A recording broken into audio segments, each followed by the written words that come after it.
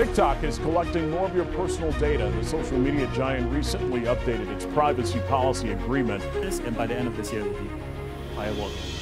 If this is your privacy policy today, like I understand what you're telling us, what's potentially going to happen in the future. This is over the concerns of privacy and security.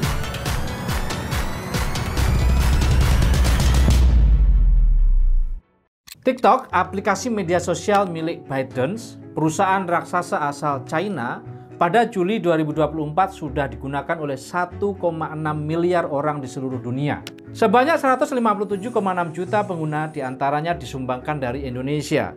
Popularitas TikTok sudah mengungguli Instagram dan juga WhatsApp dalam waktu yang singkat. TikTok menjadi aplikasi yang paling banyak didownload oleh pengguna smartphone. Bahkan nilai brand atau brand value dari TikTok juga sudah menyalip Instagram. Diperkirakan nilai TikTok tahun 2024 ini mencapai 84,2 miliar dolar Amerika Serikat, setara dengan 1.300 triliun rupiah. Sementara Instagram diperkirakan memiliki nilai merek sebesar 70,4 miliar dolar Amerika Serikat, setara dengan 1.088 triliun rupiah. Namun siapa sangka, di balik ketenaran dan digandrunginya TikTok oleh para netizen di dunia, termasuk di Indonesia, TikTok telah melakukan berbagai pelanggaran privasi data pengguna. TikTok dikenakan hukuman denda sekitar 345 juta euro atau setara dengan 5,6 triliun rupiah oleh Komisi Perlindungan Data atau Data Protection Commission Irlandia pada 15 September 2023 lalu. Denda yang cukup besar yang dijatuhkan oleh Komisi Uni Eropa pada TikTok. Banyak pelanggaran privasi data oleh TikTok di berbagai negara menyebabkan media sosial ini harus merogoh kocek dengan sangat dalam. Tahun 2024 ini bahkan TikTok sudah menganggarkan 15,5 triliun rupiah untuk siap-siap membayar denda pelanggaran privasi data pengguna di berbagai negara di dunia. Tapi sepertinya pemerintah Indonesia belum ada indikasi untuk menuntut TikTok terkait hal ini. TikTok bahkan telah melanggar Peraturan Perlindungan Data Umum atau GDPR Uni Eropa dan melanggar Undang-Undang Perlindungan Privasi Data untuk anak-anak. Hal ini sudah diinvestigasi oleh Uni Eropa sejak 2021 dan diindikasikan TikTok memiliki fitur pengaturan akun secara default yang menghubungkan data anak dengan data orang tua dan secara otomatis bisa memprediksi usia si anak penggunanya. TikTok terus mendapatkan sorotan setelah dituduh melanggar privasi data penggunanya di berbagai negara. Platform video pendek yang sangat populer ini menghadapi tekanan global karena dianggap mengumpulkan data pribadi secara berlebihan dan menyalahgunakannya untuk keperluan yang tidak transparan. Dalam beberapa laporan, TikTok dituding mengambil informasi seperti lokasi pengguna, daftar kontak pengguna, dan juga pola perilaku pengguna yang kemudian dimanfaatkan oleh pihak ketiga di luar TikTok, termasuk pemerintah asing. Situasi ini menimbulkan kekhawatiran serius terutama di tengah semakin banyaknya anak muda yang menggunakan aplikasi ini tanpa menyadari risiko privasi yang mengintai di balik layar, termasuk risiko keamanan data bagi suatu negara. Bahkan TikTok diblokir di Hong Kong, wilayah negara Cina tempat lahirnya aplikasi TikTok itu sendiri. Meski TikTok berulang kali membantah tuduhan tersebut, isu keamanan data terus menjadi perdebatan yang hangat. Beberapa negara bahkan telah mengambil langkah tegas dengan memblokir atau membatasi pengguna TikTok demi melindungi data warganya. Para pakar privasi menekankan bahwa pengguna harus lebih waspada terhadap jenis data yang mereka bagikan secara daring, khususnya di platform yang berbasis algoritma seperti TikTok ini. Fenomena ini menjadi cerminan dari peningkatan pentingnya kesadaran akan privasi digital di era teknologi yang terus berkembang pesat. Mengapa TikTok terus melanggar privasi data pengguna? Bagaimana respon TikTok atas sanksi ini? Dan bagaimana TikTok terus berkembang di tengah masyarakat? Kita bahas dalam Kupas Kupi Panas FS. Jangan lupa komen, like, dan subscribe agar tidak ketinggalan konten Kupas FS. Saya Farid Subhan, kita ngopi dulu.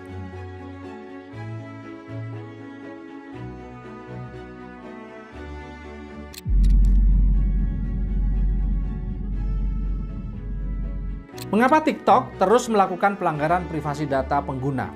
Komisi Perlindungan Data atau Data Protection Commission yang disingkat dengan DPC Irlandia menyampaikan bahwa TikTok tidak mengikuti Undang-Undang Privasi Data Uni Eropa pada 2020 lalu. Pasal yang dilaporkan terkait dengan pelanggaran hukum, keadilan, dan transparansi pemrosesan data, serta hak subjek untuk menerima informasi terkait dengan penanganan data. Hasil investigasi menyampaikan bahwa DPC menemukan bahwa TikTok menayangkan akun-akun untuk anak di bawah 13 tahun ke settingan yang default, setting originalnya. Settingan default ini menandakan bahwa akun menjadi bersifat publik sehingga seseorang bisa mengakses semua konten video, bahkan untuk anak yang kurang dari 13 tahun. DPC juga memaparkan bahwa TikTok tidak menjalankan verifikasi akun orang tua di fitur Family Pairing yang diperkenalkan tahun 2020. Hal ini memungkinkan akun anak-anak ditautkan dengan akun milik orang tua yang terpisah, di mana harusnya orang tua bisa mengelola pemakaian TikTok pada anaknya. Kemudian DPC mendapatkan indikasi bahwa akun TikTok anak dapat ditautkan ke profil yang belum diverifikasi oleh perusahaan sebagai milik orang tua atau wali daripada si anak ini.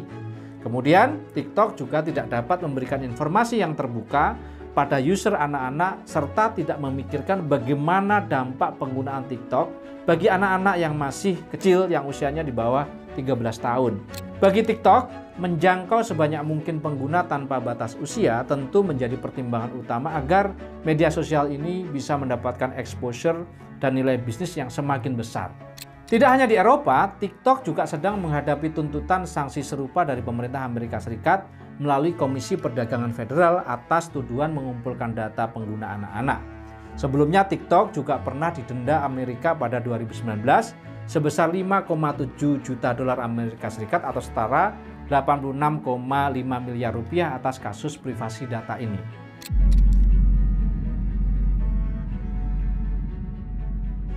Bagaimana respon TikTok atas berbagai sanksi pelanggaran privasi data dari berbagai negara? TikTok telah merespon tuduhan pelanggaran privasi data ini dengan berbagai langkah yang defensif. Secara konsisten, TikTok membantah tuduhan bahwa mereka menyalahgunakan data pengguna, menekankan bahwa keamanan dan privasi merupakan prioritas utama mereka. Perusahaan ini juga menegaskan bahwa data pengguna di negara-negara tertentu disimpan di wilayah yang berbeda untuk mencegah akses yang tidak sah, serta mereka telah menerapkan kebijakan privasi yang ketat dan transparan untuk meyakinkan publik agar mau menggunakan aplikasi TikTok ini. Juru bicara TikTok membantah tuduhan tersebut, apalagi denda yang cukup besar dikenakan kepada mereka. TikTok berdalih bahwa mayoritas tuntutan itu tidak sesuai dengan apa yang dilakukan oleh TikTok yang sudah memperbaiki fitur sebelum penyelidikan DPC dilakukan. TikTok sudah menambahkan kontrol orang tua yang lebih ketat pada fitur Family Pairing pada November 2020 lalu. TikTok berupaya meredakan kekhawatiran pemerintah dengan melakukan kolaborasi regulasi. Di Eropa, misalnya, TikTok bersedia bekerjasama dengan regulator privasi dan melakukan audit terhadap privasi pengelolaan datanya. Di Amerika Serikat, TikTok bahkan mempertimbangkan untuk restrukturisasi bisnis atau memindahkan data pengguna lokal ke dalam infrastruktur yang dikelola oleh perusahaan Amerika Serikat. TikTok juga sering menyoroti bahwa mereka terbuka untuk melakukan dialog dengan pemerintah untuk memastikan kepatuhan terhadap peraturan perlindungan data yang berlaku di masing-masing negara. Meskipun begitu, tuduhan ini tetap saja menjadi tantangan besar bagi reputasi dan operasional global TikTok.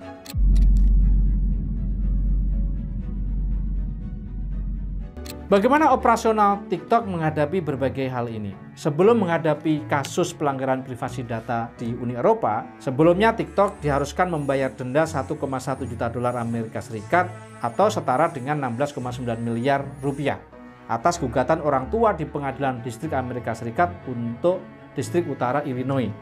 TikTok dahulu memiliki nama Musical.ly yang diduga mengumpulkan dan menjual identitas data kepada pengiklan. Pada tahun 2022, TikTok juga didenda oleh regulator privasi data dari Inggris terkait masalah privasi data anak ini. Kemudian pada April 2023, Australia juga mengikuti langkah sekutunya yaitu Amerika Serikat, Inggris, dan Kanada yang melarang pejabat pemerintah untuk menggunakan TikTok dan terjadinya berbagai pergolakan yang mengakibatkan TikTok harus mengeluarkan uang sanksi denda yang tidak sedikit.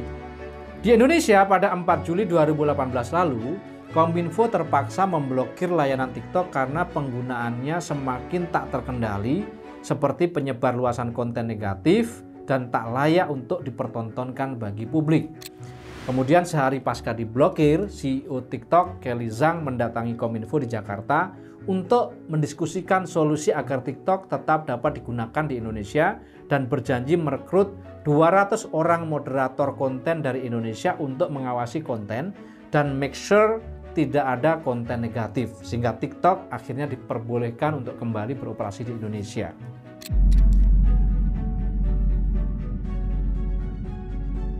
Bagaimana dampak dari aplikasi TikTok dan permasalahan denda ini bagi masyarakat? Dampak dari berbagai sanksi yang dilakukan oleh berbagai negara di seluruh dunia kepada TikTok tentunya memberikan dampak terhadap bisnis TikTok dan juga bagi masyarakat. Yang pertama, penurunan kepercayaan masyarakat. Sanksi pelanggaran privasi dapat menyebabkan penurunan kepercayaan pengguna terhadap TikTok yang pada gilirannya dapat mempengaruhi tingkat retensi atau akuisisi pengguna baru TikTok. Kemudian regulasi yang ketat. TikTok dihadapkan pada regulasi yang semakin ketat di berbagai negara yang memaksa perusahaan itu untuk beradaptasi dengan lingkungan hukum yang berbeda-beda dan berubah-ubah. Kemudian dampak finansial. Sanksi tersebut membawa konsekuensi finansial yang signifikan. Biaya denda dan pengeluaran untuk memperbaiki kebijakan privasi dapat mengurangi laba bersih TikTok secara internasional. Langkah-langkah yang dilakukan TikTok bisa dilakukan untuk memperbaiki citranya. Di antaranya yang pertama, TikTok harus meningkatkan transparansi dalam pengolahan data. TikTok meskipun telah berusaha meningkatkan kepercayaan transparansi dalam pengolahan data pribadi dan juga memberikan pengguna informasi yang lebih jelas tentang bagaimana data mereka diperlakukan dan dilindungi, ini menjadi sangat penting bagi konsumen. Kemudian yang kedua, investasi dalam keamanan data. Perusahaan harus menganggarkan dana untuk memperkuat infrastruktur keamanan data mereka.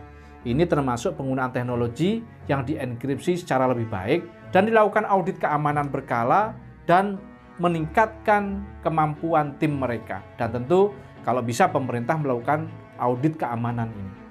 Kemudian kampanye edukasi pengguna. TikTok juga harus bertanggung jawab untuk melakukan kampanye edukasi dalam memberikan informasi kepada masyarakat supaya sadar akan pentingnya privasi dan melindungi informasi pribadi supaya tidak diberitahukan ke publik melalui platform TikTok.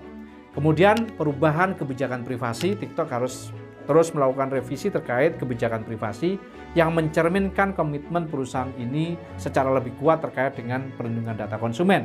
Kemudian TikTok juga harus lebih responsif, meningkatkan respon terhadap masukan pengguna dengan membuat saluran komunikasi yang lebih baik untuk berbagai masalah, keluhan, dan laporan masyarakat termasuk pemerintah.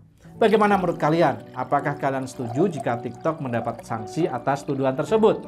Ayo berikan pendapat kalian dengan komen di bawah. Jangan lupa untuk like, subscribe untuk mendukung konten Kupas FS. Sampai berjumpa kembali pada konten Kupas FS yang akan datang. Saya Farid Subhan, salam Miracle.